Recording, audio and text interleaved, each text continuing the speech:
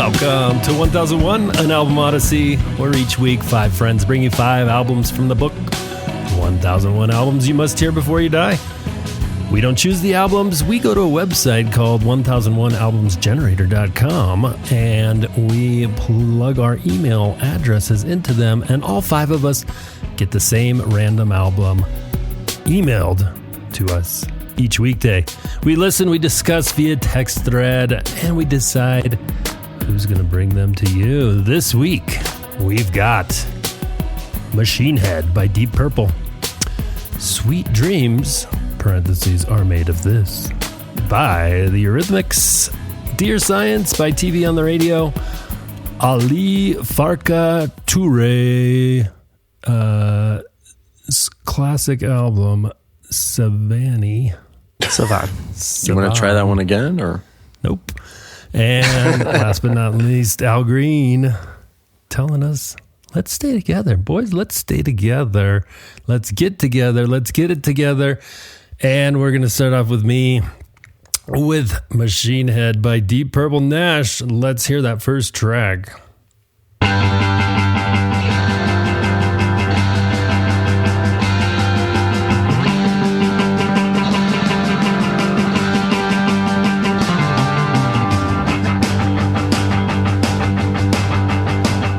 Oh yeah, Machine Head, the 6th studio album by English rock band Deep Purple, recorded in 1971 in Montreux, Switzerland, and released in March 1972. It's the band's 3rd studio album in their Mark II lineup. They had like 6 different lineups. This is the most famous one, their Mark II lineup. So if you're keeping notes, they recorded 3 as Mark I, 3 albums as Mark I, and then this was the 3rd one of their Mark II phrase. Let's hear a little bit more of that classic Mark II lineup, Nash.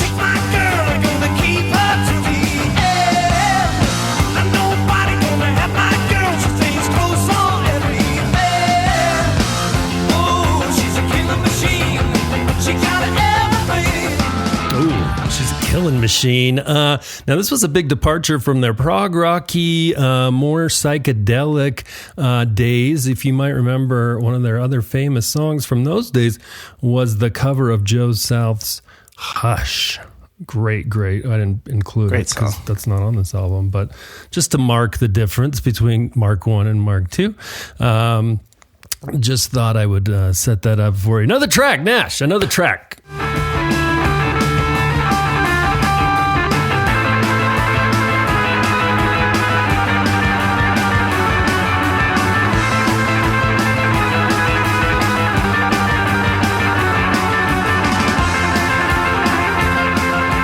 There's John Lord's Hammond organ, and unlike most Hammonds that are usually plugged into a Leslie speaker, which has its classic whirly gig sound, it's like literally like this spinning thing inside the speaker.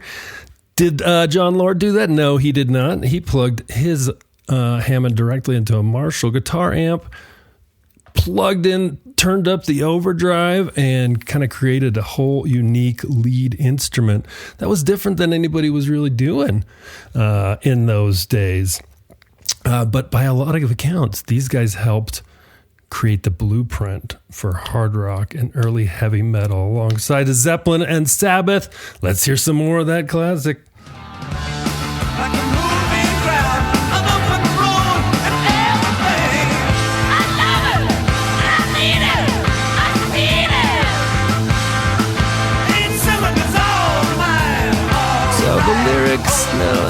Not super deep, and by some opinions, maybe kind of the weaker part of their whole, the whole Deep Purple experience.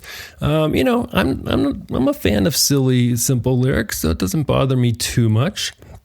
But last clip from this song, we hear a little bit of Ritchie Blackmore's solo. Let's listen closely, boys. Listen closely.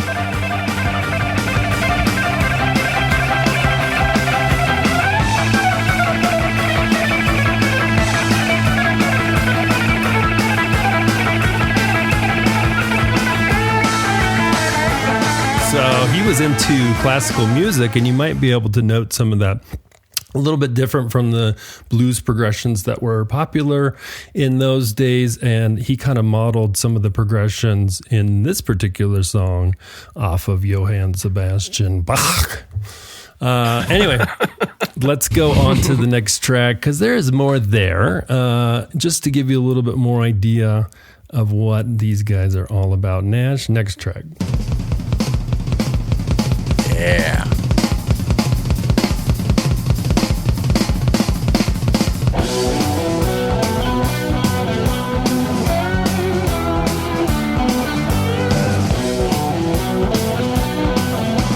Does it get any more pure rock and roll than that? I say no. These guys went on to influence some of the greats: Iron Maiden, Metallica, Chili Peppers, Steve Vai, Carlos Santana, and even Chad Smith from the Red Hot Chili Peppers will say that this album really changed how they thought about music and influenced the way that they played. But there's some surprises sprinkled in there too. Let's go on to Never Before and a little bit of the bridge, which this one kind of caught me off guard because it's different than a lot of the rest of the album.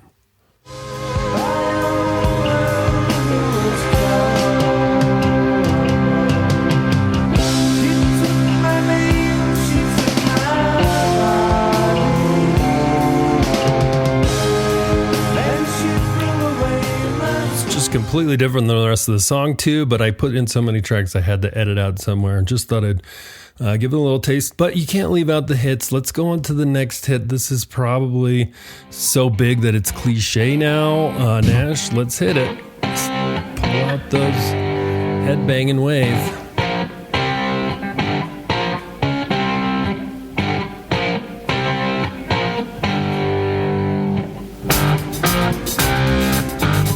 Just straight up. Oh, also side note, most people play those chords wrong.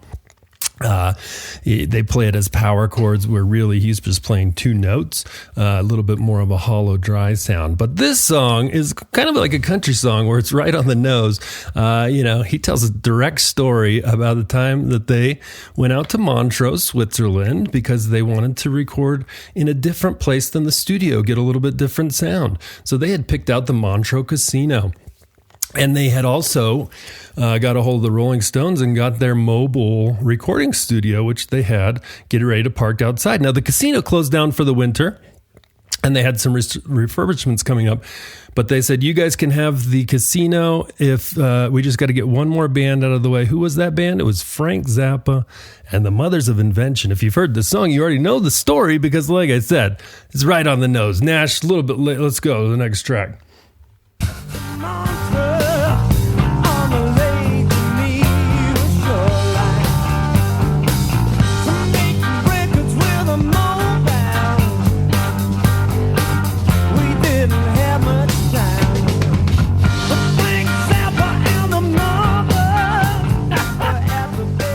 That is on the nose. It's right on the nose. Wow. And then some stupid with the flare gun burns the place to the ground. Some guy decided to launch a flare gun inside the building into the ceiling, and the casino caught fire and burned down. Deep Purple was watching it from their hotel across Lake Geneva and just saw the smoke rolling across the water. Oh, it wasn't. It wasn't one. I of the didn't realize band how members? literal that was. No, it wasn't one of the band. They weren't there. They weren't there. They were partying it up, waiting for their turn. What did you say, Jordan? I just didn't realize how literal that whole thing was. Right on the nose. Like I said, lyrics aren't their strong suit here.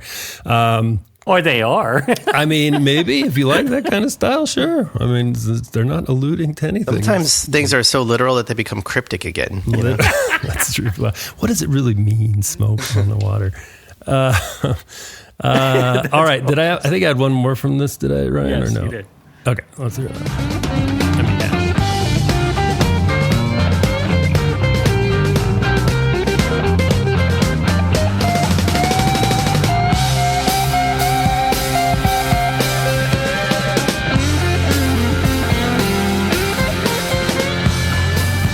So unlike a lot of solos, this was not improvised. He was very methodical about writing down his solos and scripting them out.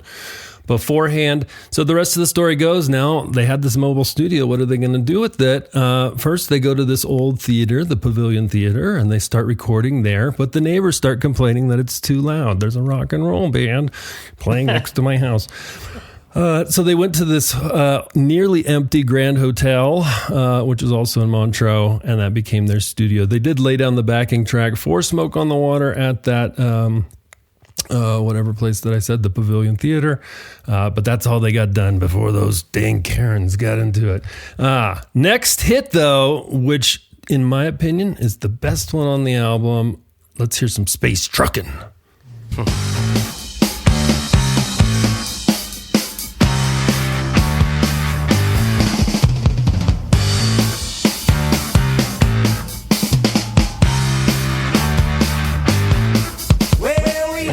Okay, so Richie Blackmore said that he was practicing using the Batman TV series theme and was using that riff. Let's, Nash, if you've got that, let's hear if we can hear that.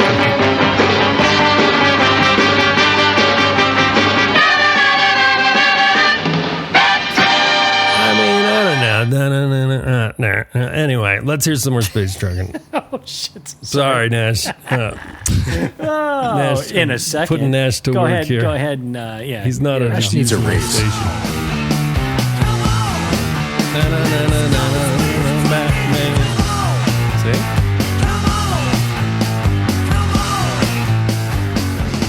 But this song was like their jam vehicle, made famous by their live album Made in Japan, where they just extended this bad boy. Almost 30 minutes long, totally epic. Let's hear the last track that I have, Nash, and we'll give Nash a break here.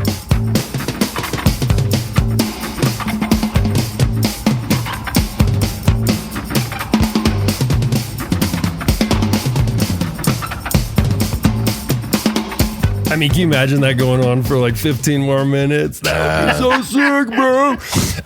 Anyway, one of their most complicated songs, actually, as well. And like I said, one of their hit singles. But listen, this band is really, really important. Some people might say that it's over the top. It's too cheesy.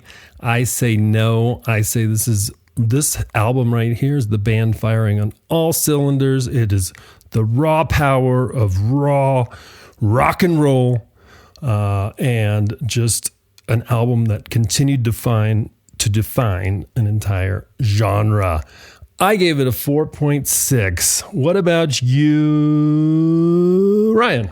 Okay. Well, after your review here, I've always been kind of lukewarm on the Deep Purple for the most part. I do remember it playing around back in the day a little bit. This is a rockin' album, though, and with the on-the-nose stuff and the fact that they were in the mobile recording and everything else, and that's exactly what I'm doing right now, it's challenging. I'm going to give it a 4.2. I liked it. It's good. Nice. What about you, Jordan? I'm going to go 3.9. I really like a lot of the tracks on this album, and I would definitely give it another listen. Fantastic. Jake? I really dug this album. I think the drummer just freaking kicks ass. Much like Ryan, was not really much of a listener, but when the album came on, I really, really liked it. I think it just sounds effortless. I think every band member seems to get their moment, and nobody really overplays anything. And it has this, it's heavy and it's rock, it's heavy rock. You wouldn't classify this as heavy metal, right? A precursor. Maybe. Like proto. It's like proto putting heavy the metal. tip in heavy Especially that, like the solo in Highway Star. A lot of people say that's like the start of. Well, when you hear Smoke on thrash. the Water, that's very heavy metal kind of sound. I think so. I think so too. I just think it sounds heavy without being sloppy. Without the right? metal. Without the metal. Yeah, thank you. It's just heavy. fat. And it's technical without, they're not trying to show off. That's what I get out of it. So I like this album. 4.23 stars for me. All right. Last but not least, Chuck. I dug this album. I dug your review. The question I had was like, space trucking. Like, why wasn't that used in Heavy Metal, the movie? It would have been so perfect. Good question. Great song. It would have like just fit right in. Apparently Richie Blackmore influenced, Eddie Van Halen, Metallica, like the list goes on. So I don't know. I was leaning about a 3.5, but that first sample, I got to go back and listen to that opening track. That was amazing. You brought me up to a 3.9. Nice. I'll take it. Also, we interviewed our Uncle Dan, who was 17 when this album came out. He says, "Balls to the walls blew my 17-year-old mind. Crescendo after crescendo." That's just some quotes from Uncle Dan. Just thought it was important to get somebody that was, there on the streets. But we don't have time for that. Next up, we've got Sweet Dreams Are Made of This by the Eurythmics. That's right. Am I the only one that thought it was Sweet Dreams Are Made of These? That's what I used to think that. Yeah, I thought that too. Well, Instead it's of not. this? It's not. So let me ask, who's ready for She needs to work on her enunciation. Yeah. She's trying to rhyme too much. Whatever it is. Yeah. I had it Oh, wrong. sorry. Are we ready for something? I'm sorry. Oh, My bad. Here we go. No, please. No. We're ready. I've just come to expect it now. What I was going to say is, Disagree. who's ready for some 80s synth pop? That's what we're about to jump I thought you were going to say into. football. Who's ready for some 80s synth pop? Baseball. Nash, I hope you're ready. I apologize. I'm going to go out of order tonight. I know that throws you off, but I added my samples in. So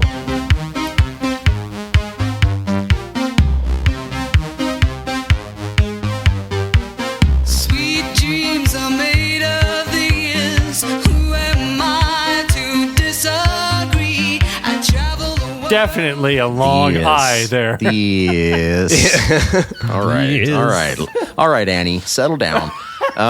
This is obviously the centerpiece of the entire album. It's built. This song builds around just this really incredible synth bass line. And apparently, as I was reading up a little bit about this album, the song was inspired after Annie Lennox and Dave Stewart argued over whether the band should continue. Right, this was coming on the heels of their breakup of their other band. I can't remember the name now, but Dave said, "Dreams are made of this," inspiring the lyric, and then Annie turned it into "Dreams are made of this." But I mean, the album or this song was also a hit on MTV, and I was way too little to remember this, but I had to go look it up. It wasn't, it wasn't particularly remarkable in my opinion. But what I thought was, cool. It was fine. It was fine. But what I found interesting was that the record company wasn't convinced that MTV would get behind Annie Lennox's unconventional look. And if you can picture it, she's very androgynous. And that was kind of because she's wearing a suit and has a crew cut. I think that, male/female. And I think instead she had the last laugh. Her look became one of the defining images of the early MTV era and helped launch the band's international success. So good on you, Annie. Excuse me as I clear my throat. Anyway, this was one of those albums where I knew I knew the title track really well, but I had never really listened to the full record, and I really enjoyed it. I love this kind of music, so I was really into it. There's a lot of experimentation going on, and her voice gives every song a little bit of personality, I guess. And I tried to highlight some of that here in the samples I chose. So you're saying the album has a nice personality? Yeah. Yes. Got it. Yes. Well, I'm just going to leave it there. Yes. Yes. The album opener. Sorry.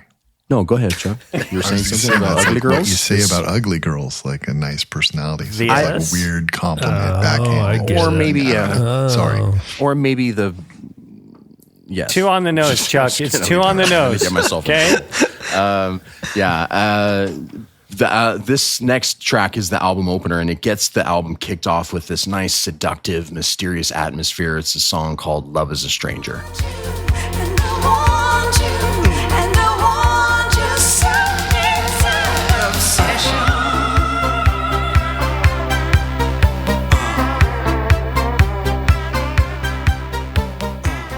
This is a far cry from Deep Purple. So we're having a pretty major swing here in genres. But I really love this song. I think it gives the whole album a slightly darker feel, and it really sets the stage for what the album's going to bring. I read that the song initially failed as a single before it became a hit after Sweet Dreams. So tried to launch it, didn't work. Sweet Dreams came along, and then the song really just took off. Lyrically, it's as I read more and more of the lyrics, I was getting this very, very strong love to addiction comparison. I have a small example, if you'll allow me. And love is a dangerous drug. You have to receive it, and you still can't get enough of the stuff. It's savage, it's cruel, and it shines like destruction. Comes in like the flood, and it seems like religion. There's more, but I'll spare you. So you're welcome for that. I still think we should do an hour-long podcast of you just reading random lyrics. Needs that. It's like I one do of it those just journals with a lock on it. It'd be like an ASMR video. People would love it. Yeah. We'll just I do it to make you guys cringe. videos wait of for the fish comments. swimming in a fish tank, and you just Yeah, that's. We were going to have a crackling fireplace and Jake just reading. Yeah. Okay. No one needs that. Our next track is much darker than the first two singles we've heard. It's a song called "I Could Give You a Mirror." Oh, how can you be so cold when there's a fire burning? How can you be so cold when all the ice is... It's fine. That song's fine. I think. Thanks for sharing. I really like how the production feels sparse. I mean, the whole song is pretty much sounds just like that, and it gives this whole kind of haunting feeling to me. It just sounds so kind of ominous. And I'll spare you more examples. I'll save that for our spin-off podcast. Jake talks the lyrics, but it does talk about and get into self-reflection and explores identity. And I think I'm assuming this was Annie Lennox that wrote this, and you can kind of feel where she was at. So dealing with some of her own stuff, I'm sure. Let's talk a little bit about the background for just a little bit. This was released January 21, 1983, recorded in London at a place called the Church Studios. This is a tiny little homemade studio that they built after borrowing money. They made their own studio, produced by David Stewart on RCA Records label.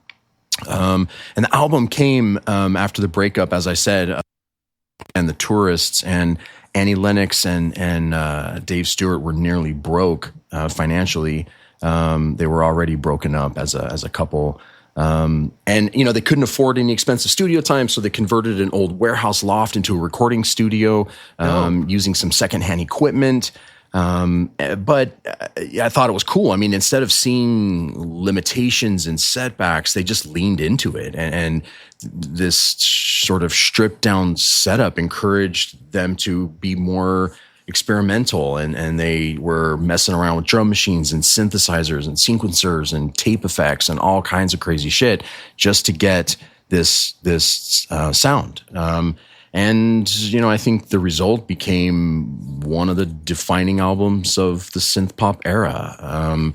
I think before this, it was synthesizers were often treated more like a novelty, but after this album came out, synth pop really started to become more mainstream and help influence bands like Depeche Mode and the Pet Shop Boys and Erasure and Tears for Fears. And I think all of them owe the Eurythmics something here.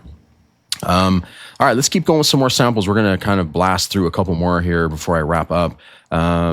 This next song is called The Walk. Let's just close our eyes. Let's just close our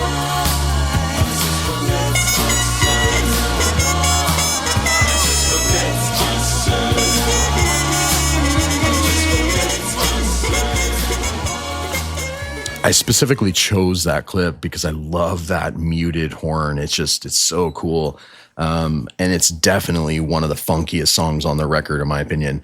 And also became another one of their successful singles after their hit kind of came out. So, they weren't just making dance music here. They were also making some experimental pop music too. Our next track is a song. It's a little bit more atmospheric than melodic. It's a song called "This Is the House." This is your shadow. Everything changes.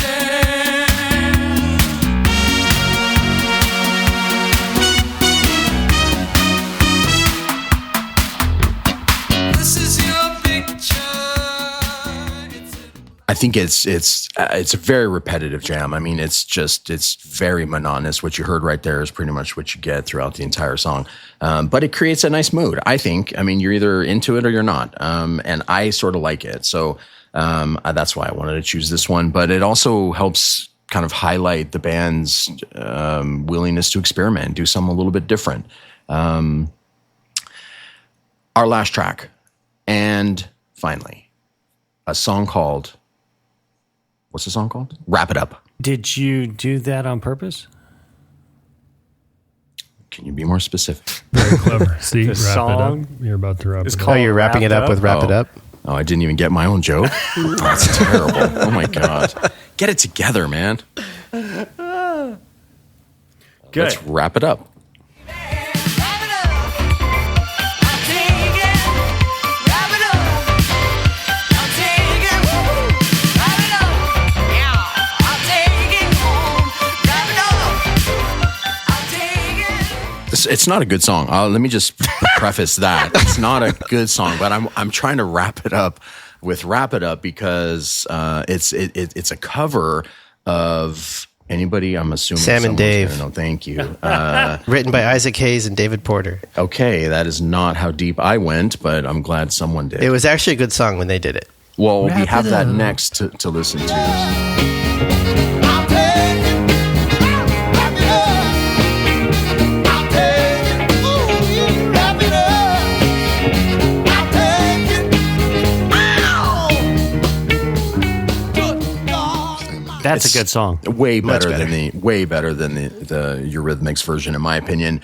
I really like that. In fact, when I listened or pulled up Sam and Dave, I was like, "Who the fuck is Sam and Dave?" But I started to listen. Soul Man and Hold On, I'm Coming. Hold on, I'm coming. Okay, we need to add that down to the list. Wrap it up.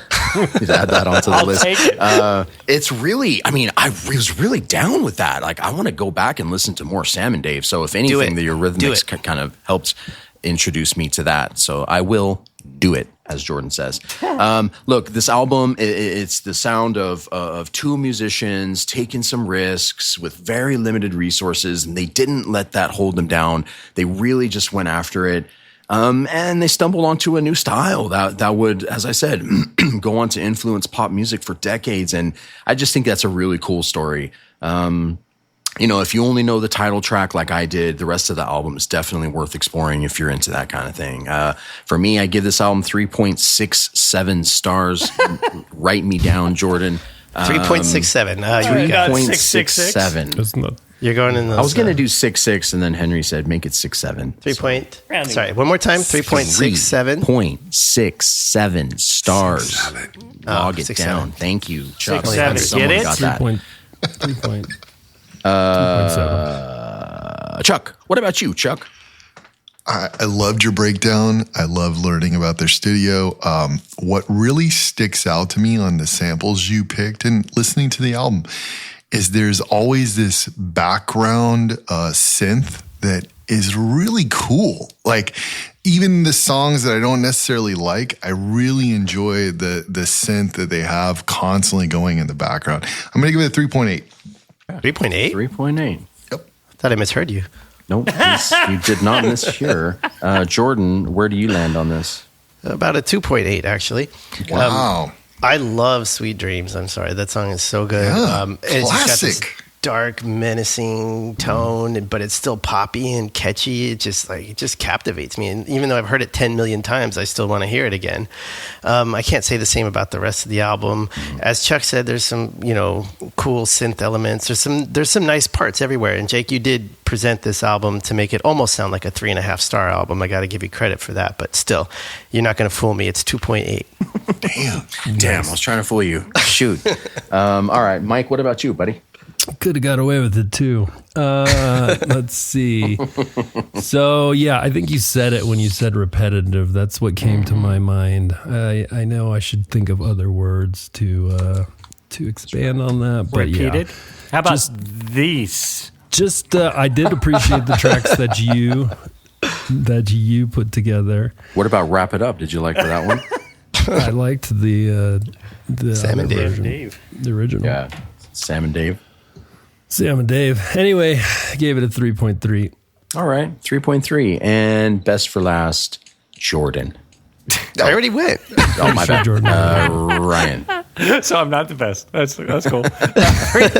You fooled me. 3.5. I went from a 3 because the whole doing it in a converted barn house and making it work with stuff that changes my perspective of this quite a bit. Yeah. 3.5. Good. All right. Was that everybody? Thanks, Jake. That's everybody. All right. Next up, we have TV on the radios. Is it like Dear Science? Like our science? Like Dear Science? It's Dear Science. I know too much. It's over now, and not enough. Yes, this album is something that is a time and place album for me. I really enjoy this album quite a bit. There is a lot of experimentation as I was listening to it again several times today and through the week and such. There's several songs on this album that are bangers, and then there's stuff that they're playing around with. They're trying to figure some things out. There's a lot of really good TV on the radio. This is the third album for them. They did release it on iTunes first, and kind of had a digital release, and then kind of released it as a thing. Really, kind of just an album that I think is better to go ahead and just play the stuff on it and let everyone come to the conclusion with it on their own. To me, there's just so many good transitions and so many different good experiments in music making. It's halfway home.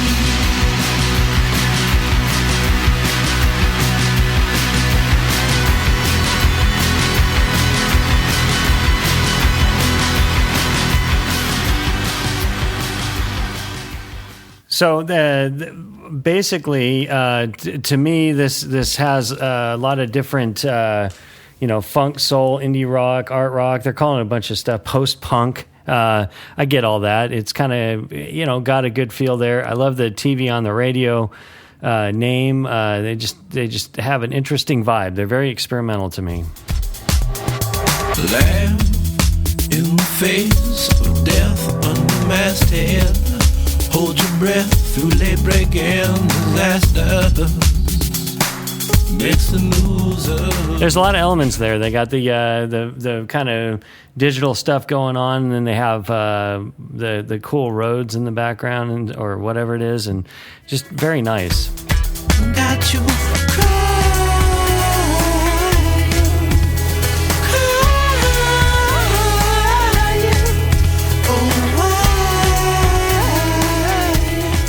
I noticed with the vocals, there's a lot of doubling of the vocals. They're playing around with that quite a bit. I'm not sure if he's using a harmonizer or not. It seems like he does use that quite a bit because they sound very similar on their parts. But if he's not, it still all works. Oh, here it comes. Bring it faster. Oh, here it comes. Bring it is your miracle. Here's your sound. There's a golden age. That's one of the other hits, the golden age for me. Anyways, I don't know if any of this was radio hits. My head was buried firmly in the sand by this time on the radio, so it just was what I was digging. Here's another track.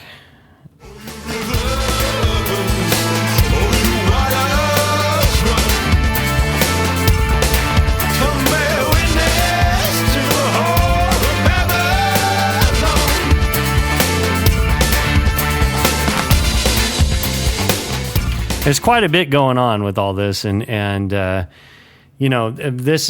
all kind of separate tracks here. I have about 7 total tracks that I think are good. This one here, I believe this was more of something where.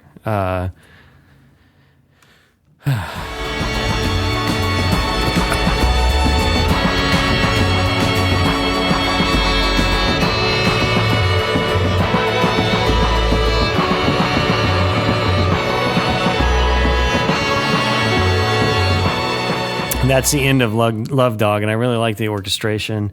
They're playing around with a lot of that kind of thing. I think it's all digital stuff, but it was getting to the point where it's hard to tell.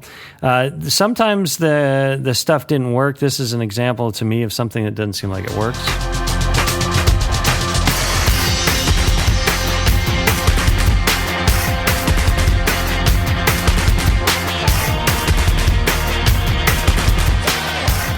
In context, I really like that one. In context of the song, it seems like it's kind of disjointed. Listening to it back, it's kind of one of those that it plays a funny thing in my head. It seems like it's wrong, and then it kind of plays back. That's why I played it, because it's like something that it's a back and forth, and whether or not it works or it doesn't, which I think is cool. I think it's cool when bands kind of create those elements for you. Mm-hmm. And then this is probably the most popular song. Congratulations on the mess you made of things. I'm trying to reconstruct the air and all that brings. And oxidation is... This is DLZ, and to me, I think this is one of the songs that got me into this album. But yeah, it's really good.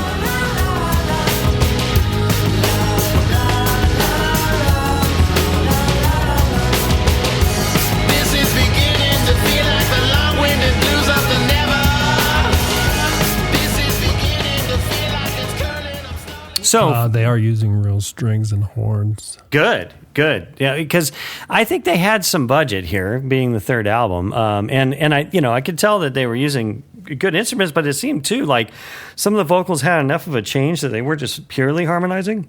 The vocals just really stand out to me.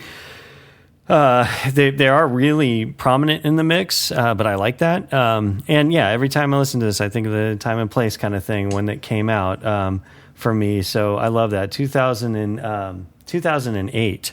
This is a year I got married and stuff like that. So it's an important year. I'm going to give it a 4.5. That's just where I'm at in my head. I'm going to move on to Mike, since you brought it up. Thanks, Ryan. Yeah, I listened to this one quite a bit and just kept discovering more and more stuff. I hadn't listened to it when it came out. Had only heard of them because Fish covered Golden Age, which is it's a pretty good version, but completely different, as you might imagine. But yeah, just kept uncovering more and more. So I ended up giving it a 4.7. Wow. No kidding. Okay. No kidding. How about you, Jake? Mark it. Marked. Jake? Oh, excuse me. Unlike Mike, I listened to it barely one time. In fact, I don't even know that I made it through the entire first time. It was fine. Once you were able to bring it to life a little bit right here, I can have a different appreciation for it. And I think that one track you played, the one that you said didn't really fit, I liked that one. I think maybe I need to go back to it. But as it stands right now, 3.26. Here's something that I'll say about that too, is that it does grow on you a bit. So I love albums that do that, where you keep going back and catching little elements and that kind of thing. So give it another run. What do you say, Chuck? I loved it. I never really, I had heard a few things of theirs on compilations and stuff like that, but this album smacked me in the face. Like, I love the little Ramones nod from the opener, and then it's just so amazingly mixed. And it's a great album. I'm probably going to buy it. Like, I've been listening to it nonstop. So, just like Mike, I'm going to go 4.7. Well, you guys are putting my rating to shame. Thanks. Yeah, your rating sucks. Yeah, no doubt. 4.59999, Jordan. No, wait, 4.599. Do I need to do that?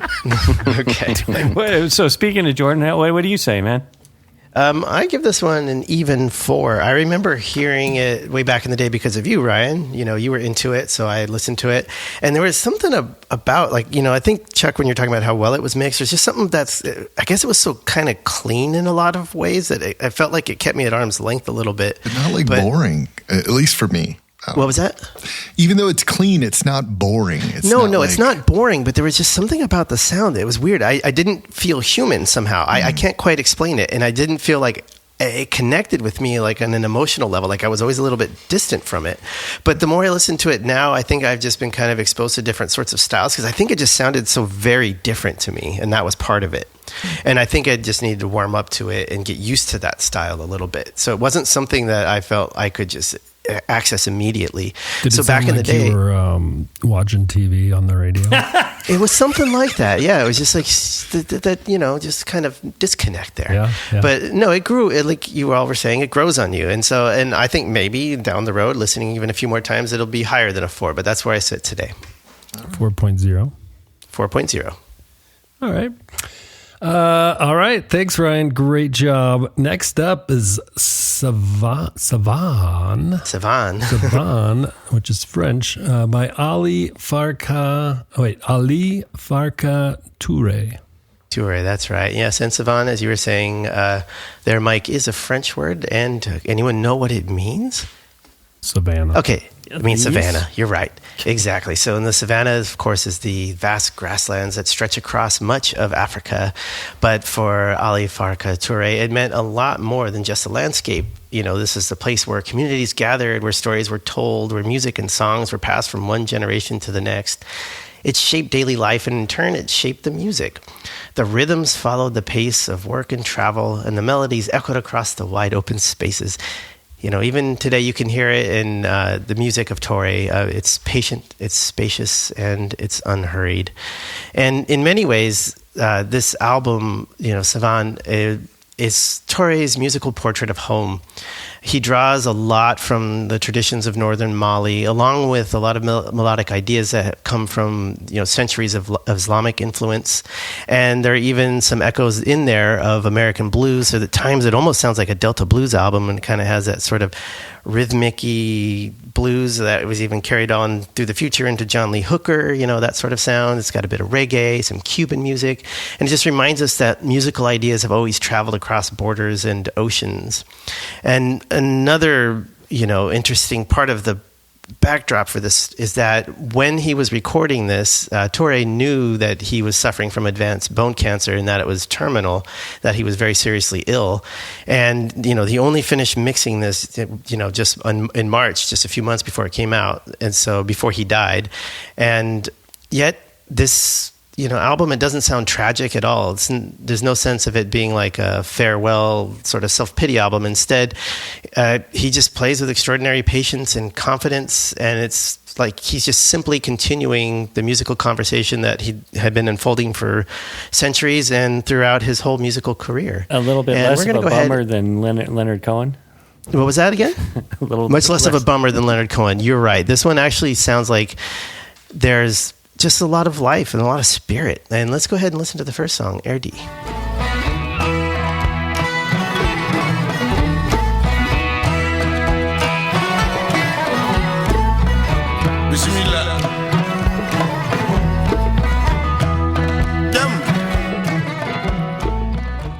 So the guitar, it doesn't really change very much. It's not like a lot of Western songs where you might expect a lot of chord changes every few measures or something like that.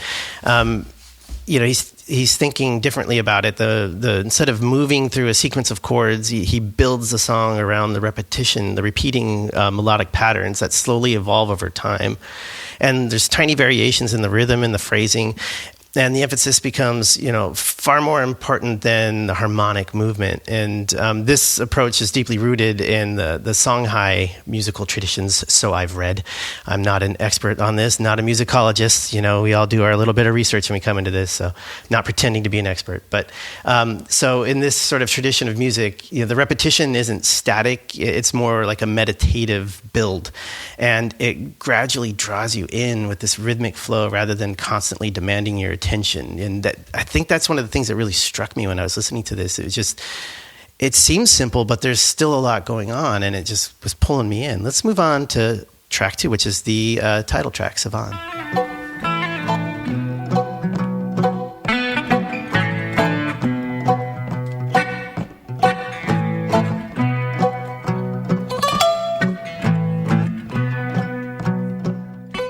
Was anybody else reminded of that song? Somebody that I used to know. Somebody that I used to know. Oh, just me. Never mind. Carry on. So let's go ahead and just move on to the second clip because I want to hear both of these. Sorry, Mike. I just.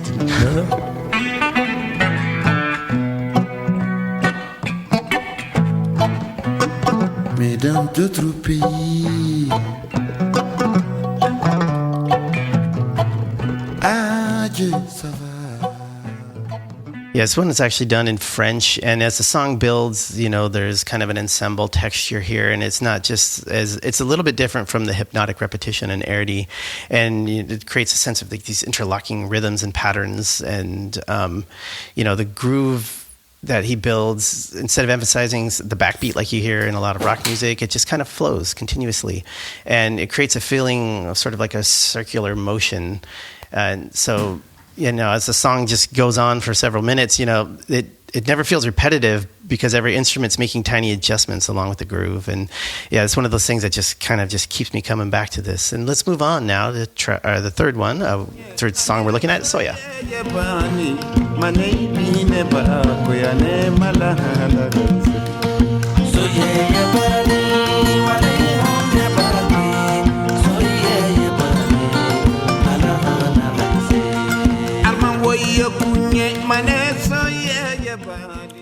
Yeah, so this is probably my favorite song on the album. And, he's often referred to as the African bluesman. And this is one of the tracks that can kind of help you kind of understand that reputation that he has. And, some of the guitar riffs, they sound almost like a Mississippi Delta recording. And, it's got these sort of short musical patterns, played continuously, sort of in that Delta bluesy sense, creating a trance-like foundation, but it never loses its momentum. And this is, where you can kind of hear more similarities with artists like John Lee Hooker. And, they both kind of went with hypnotic grooves over elaborate chord progressions. And, that was one of the things I always loved about John Lee Hooker, too. It just kind of just this build, and it made it far more dramatic for me somehow. And Touré has a lot of those qualities, too. And it's been kind of labeled something like desert blues, but Touré didn't really like that idea about that. And he didn't, he resisted the idea that he was playing an African version of American music because he believed that he was simply performing the music of his homeland, that was a music that had always existed. That music went to America, transformed into something else, but it is still the African, roots is what he was kind of pointing to. So he just felt like, no, the music I play is older than the blues. And so that was kind of his stance on that. And let's move on to the next one. We have song. This one's called Penda Yoro.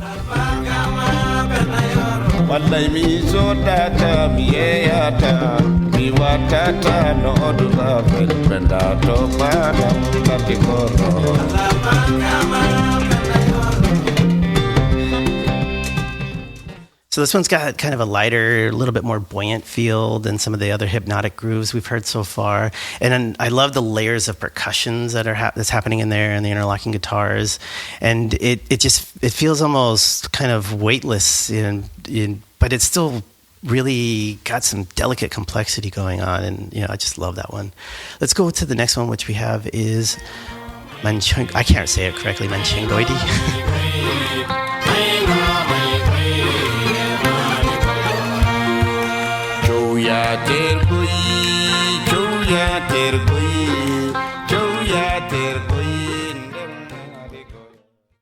Yeah, so this one, I don't know, this one I can kind of sort of hear that Islamic kind of influence coming through.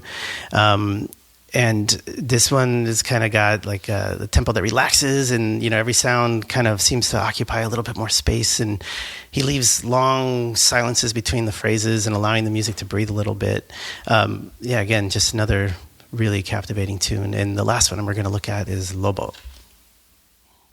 You know what? I don't have that on my list. Oh, I didn't put that on there. No, I don't have it on the songs. Well, I'm just going to tell you that it was really good, and it feels like a summary of everything we've heard so far. So we're going to move on from there. Can you just give us a little? Can you sing it, Jordan? Can you sing it? You want me to sing it? Sing the hit. Am I just missing it? Am I retarded? I don't know. Let me just check it real quick. Make sure I got that. God damn it. I can't see. I don't. I just- No, you know what? Just have Just edit this part out. I made a mistake. Yeah, we're good. We're good. What is the song actually called? Or did I screw up? No, I screwed up, and we're just going to move on. Okay. Yeah. So let's just cut to conclusion. All right. And action. It's all staying in. So, like, Savannah, or as Mike was saying, Savannah. Got in my head now, Mike. Savannah. So, which means Savannah, it's the landscape that shaped the generations of musicians long before, their music would kind of go out into the world and become the blues eventually. And, throughout this album, Touré brings us back to that landscape. We hear the languages of Northern Mali, because it's, just done in, like, at least two different languages of Mali. And we hear traditions that are passed down for centuries and, eventually cross the oceans and back to Africa again. And, there's just something that's really moving about the fact that he recorded this while he knew he was dying of cancer. And many artists, when they're facing the end of their lives, might create an album filled with reflection or farewell. But he did something a bit different. He just returned to the place that it had always been there to sustain him, and rather than trying to summarize his career, he just continued and went forward with the traditions that he'd always worked with, and it kind of helped the music that had shaped him from the beginning. And it makes Savan it's more than just a simple final album. It's a bit of a homecoming. The musical journey that began in the African savannah, and traveled across the ocean and transformed the sound of the modern world. And in his hands, it came home again, and it's hard to imagine a more fitting final statement. So for me, I love this album. It's one that I can just keep listening to, and it's meditative, it's laid back, but it's also uplifting. And for me, this is a 5-star album. And I'm just gonna move up. Let's go to Chuck now. Well, I enjoyed the album. I definitely enjoyed listening to something different, and I think he's a very talented artist. And there were some tracks that really stuck out to me, but I thought it was kind of a meditative, contemplative album. And it was, I don't know, it wasn't depressing, but it's one of those albums that, at least for me, you got to sort of be in the right mood to really enjoy. And I don't know how often I'm in that mood. So I'm going to give it a 3.9. 3.9. Fair enough. And let's hear from Jake. This album is a good example of why this project is so cool. It's introducing me to music I had never heard before and probably never would had it not been for this. So I love it for that. That being said, this album is not a good album. I can appreciate the percussions. I can appreciate the layers. I get the influences. It's not a good album. This is not a good album. Maybe you don't definitely not a 5-star album. Usually you say this isn't for me. Yeah. No. But just simply say it's not a good album. It's just not. Wow. I'm not into this one at all. That's it's just not a good album. See, I could take that, but just to say it's not a good album, that's harsh. Well, man. that's what you get with me. I'm sorry. So, for me, this is barely 2 stars, and I don't understand why anybody would enjoy this one. Wow. Okay, I think you need to expand your horizons just a little bit. Maybe so. Anyway, let's go to Mike. Oh man. All right. 50 episodes in. It's getting crazy. I agree. I agree with, who do I agree with? Jordan. I agree with Jordan on this one. It's amazing. Yes, it's completely different than Western music. Although, I did appreciate those hints of bluesy stuff. but there was just so much that just kept coming with that one. And, Jake, get in the right mood, buddy. 4.8. 4.8. All right. And last but not least, we got Ryan. Yeah, so absolutely 4.5 for me. The thing that's I love about this album is that it leads to a whole bunch of other albums in this kind of same feel that I was discovering all sorts of stuff to rabbit hole down and listen to. And it was a great ride back listening to that album and then also all the, subsequent albums today. And Fela Kuti was coming up and a bunch of other of that kind of realm too. So yeah, I'm not sure where Jake's going off on the 1.9 stars or whatever. He gave it a 2. We're all entitled to our own opinions. We are, but to say it's a bad album is stepping on toes here. I think we're going to have to fist fight about it, and it's okay. We'll cover that later. Anyways, that's my rating. Well, thank you very much. Oh, perfect. Thanks, Jordan. Last album of the week. Let's Stay Together. And listen to Al Green, everybody. Let's Stay Together.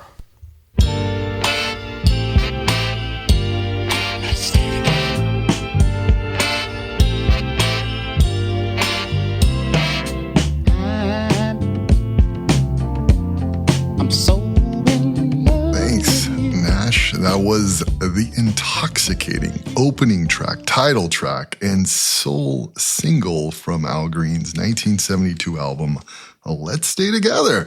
The album is Al Green's 4th studio album, the 3rd album working with producer Willie Mitchell. Mitchell was a trumpet player, a band leader, and he ran Royal Studios in Memphis and is best known for his, I don't know if it's called High or HI, but the HI record label of Memphis, primarily of Memphis soul artists. He produced, in addition to Green and Peebles, who, had her classic I Can't Hear the Rain. Stand the Rain, sorry, yes. And O.V. Wright, That's How Strong My Love Is, one of his classics. And Sly, or Syl, or Sylvester Johnson, Different Strokes was his classic. So kudos to Mitchell and that Memphis soul sound. Let's Stay Together. The track is credited to Green, Mitchell, and Al Jackson. Does anyone know who Al Jackson is? I bet someone does. Oh.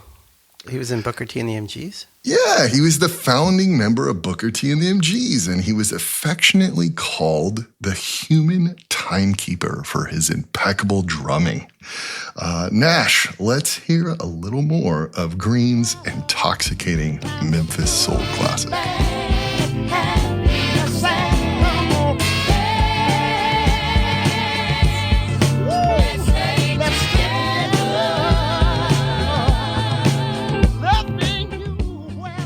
Let's Stay Together was the soul album single. It was released November of 1971, a few months prior to the January 31st, 1972 release of the album. The track quickly rose through the Billboard charts. It reached number 1 on the Hot 100 and remained there for 16 weeks, as well as the Billboard R&B chart, where it remained at number 1 for 9 weeks. In fact, Billboard ranked it the 11th highest selling song of 1972. So it was a huge hit. And it went on to have, it's not a dated track. It went on to be a mainstay, and it had a bit of a resurgence in the mid-90s when Quentin Tarantino featured it in his 1994 classic Pulp Fiction. Let's move on to our next sample, the second album track, La La For You.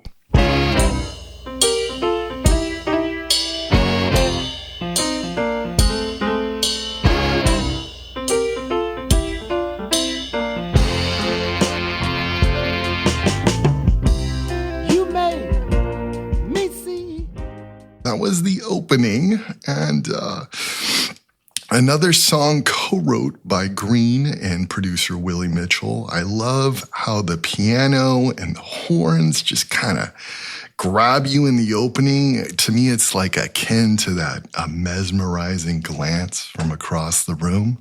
And then that smooth Southern soul just keeps you going. It's entrancing. Let's hear some more of La La for You. Take the bread out of mine. I don't wanna go wrong. I am. Hey, I'm gonna keep on loving you. No matter what. And that dynamic vocal control from a whisper to a holler is on full display there. And just as it is in our next sample of the fifth album track, Old Time Lovin'. Music will make you move your feet. I'm happy to say, yeah. I'm here trying to love you, baby. I mean, Green, he really is kind of the king of those tender, soulful moments. I mean, you got Redding and others, but I mean, I don't know. It's like he gives you that little bit and that nibble, and then Mitchell comes in and just sort of frames it, and it just simmers there, and it builds, and it's just, goddamn, it's gorgeous. Nash, can we hear a little bit more of Old Time Love? Sometimes your love make me give up the right for the wrong. Yeah. Oh, I just keep on marching on my way. Yeah.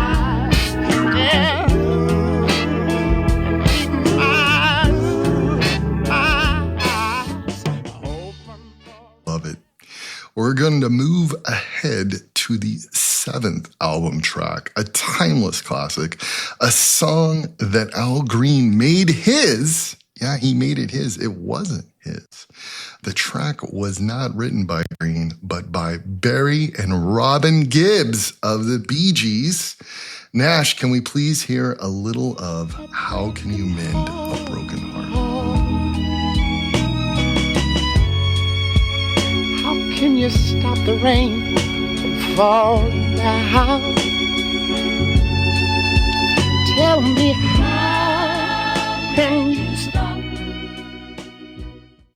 Some more of that trademark simmering soul. Green brings such a genuine, raw emotion to this track. It's really hard to believe he didn't write it. It's even harder for me to believe that it was written by two guys from the Isle of Man, because it's just so damn soulful. Nash, can we hear a little bit more of How Can You? Here again, baby. How can you mend this broken man? Yeah. Somebody tell me. How can I lose that? Another intoxicating performance, perfectly framed by Mitchell's skillful production.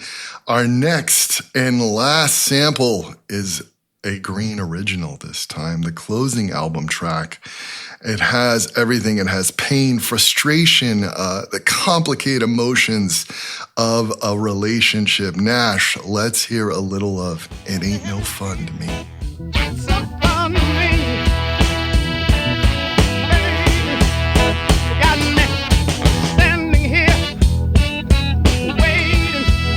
You got me standing here. Green's contribution to classic Southern soul is just unquestionable. And I think this album is definitely a testament to his amazing vocal abilities. However, there are some moments on the album that are just a little lacking. So I'm not going to give it a 5. I'm going to go 4.8. And why don't we start at the top? What do you think, Jake? Hate this album. Oh, damn. I'm just kidding. You can say that. I'm just kidding. I really, really dig this album. I love Al Green. I love his voice. He's just dripping with cool and sex. I really, really like this one. I give this album 4.3 stars. 4.3. All right. Jordan, what'd you say? For me, it's so good. Like, there's a couple moments that bother me. You're right about that. And actually, his version of How Can You Mend a Broken Heart is beautiful, but there's like this weird part where he does this little run and it's like, it kind of kills the mood. And I'm just like, why did you do that? Because everything else is so beautiful in that song, and wait, what part are you talking about? Oh, I've Never Found a Girl. There's a little bit in there. I don't remember exactly where, like around 450-ish or something. I forget, but like it just kind of like really throws it all off for me. I didn't take notes, but it's in there. He just does this little weird. Maybe that was his stab at the Bee Gees. Yeah. Well, the Bee Gees, I like their version quite a bit too. That was a good song. Well, and speaking of that, what was it? To Love Somebody. That song. Oh, yeah. That was actually written originally for Al Green because they were like touring in America and, they went over and visited Stax, and Al Green liked their music actually. And not Al Green, Otis Redding liked their music. And so it was originally written for him, but he sadly died in the plane crash before he could record it. So they recorded it themselves. But anyway, tangents. Yeah, so Never Found a Girl, that song rocks. And so I'm going to have to just give it a 5. There's like some weak points, but it's just, the good points are so good. It makes up for any shortcoming. I can understand that deal. All right, moving along. Mike, what do you say? Great review, Jordan, by the way. Also, Chuck, I appreciate your main review. Jordan's side review is pretty good, too. I have a quick story. I like this one, and the production just kind of blew me away. It actually I almost fell off a ladder while I was painting because the background singers came in and scared me, and I was just right into my ears. Anyway, that being said, 4.6 for me. All righty. And last but not least, Ryan. Well, I think I unlocked the code for Jake. If it's not dripping with sex, then it gets a 2-star rating. If it's dying of cancer, I can't blame him for that. So the death theme doesn't work with him. I get it. I'm a fan of death. So I'm going to say with Al Green, man, I remember them throwing all the roses on the stage of the Greek Theater, seeing him. He's 80 right now, which is amazing. Oh, wow. What a great live show. Everything about him is just great, including Wait, were we album. at the same show together, Ryan? Yes, we were. Yeah, because it was a really good show. It was a really I thought good he died in a plane crash. I think that was Otis Green. Did you guys take your panties off? Oh, yeah. Yeah. Oh, okay. Yeah, absolutely. 3 pairs. Got a face full of that. Wow. We were in the nosebleed. That didn't work out so well. Someone else got a face full. So, anyways, 4.7 for me. So you say 4.7? Yes. Nice 4 visual. points. Nice. Great review, Chuck. Jordan, that's all we have this week. What are the totals, buddy? All right. What do Give we got, me just Jordan? a moment here. Okay. So, coming in last place was the album that Jake really liked because he likes bad music. It was Eurythmics with 3.414 stars. What was that? And then next was my album that I love so much. Savan got 4.04. And edging right above in third place, we had Deep Purple with 4.166. TV and the Radio comes in second with 4.323 stars. And in first place, we have Al Green with 4.68 stars. Yeah. Nice. Thank you, Jordan. Well, look, like I said earlier, this is episode 50. This concludes our first season. We've got a little restructuring going on here internally. Don't worry, we'll all be back. In the meantime, you may have to enjoy our best concerts or some other random thing that we decide to put up. Or maybe we'll be back next week. Or the video. We're going knows? to be redoing the video or putting the video up of the one podcast that we That's did right. And the eventually, too. only way you can possibly stay up on all of that is to follow us on Instagram or TikTok so you don't miss a thing. We don't want you to miss anything, folks. Listen, whether it's a week, a month, or a year, I want you to have a great one. See you later.